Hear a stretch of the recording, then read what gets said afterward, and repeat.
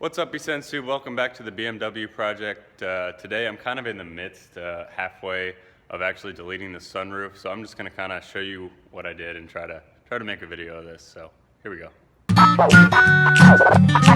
not afraid of...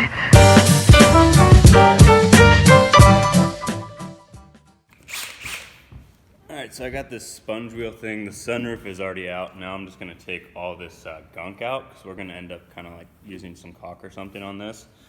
This thing works pretty awesome. Just takes all the sticky stuff off so that it's just...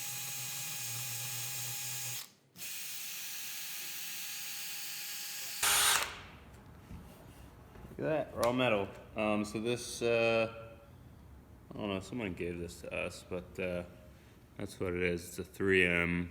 So I don't know how well you can see that, but there's no more rubber stuff from the seal on there.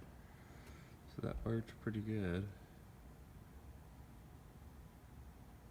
Alright, so we have the sunroof kind of shimmed up now.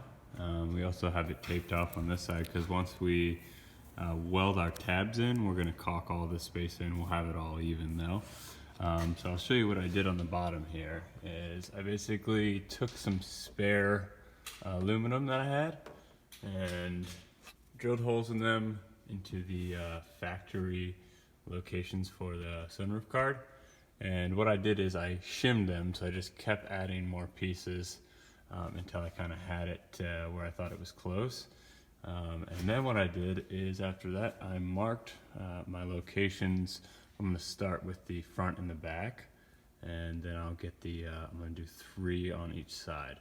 So that's going to help me mark where I need to grind the metal down, and we'll make some tabs and we'll see how it goes. Yeah, so basically I put 2 tabs in the front, 2 tabs in the back, 3 on the sides. Some of these I had to hammer up a little bit to get them to fit proper. I grinded them up a lot because they were overhead welds, so they weren't the prettiest, especially when you're kind of crammed in a little car seat trying to weld right above your head. After that, we got this really cool stuff from my buddy at Toyota.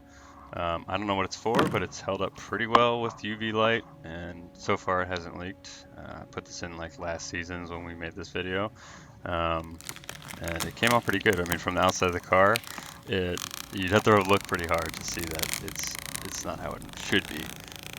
So pretty happy with that.